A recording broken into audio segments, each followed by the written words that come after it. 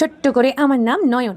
তো আজকে আমি আমার দিদির একটা নোংরা অনেক দিনের ট্যান পড়া একটা মুখকে কী করে আমি তোমাদের সামনে এক নিমেষেই পরিষ্কার করে দিই, তোমাদের আজকে প্রমাণ সহ দেখাবো ফিল্টার ছাড়া।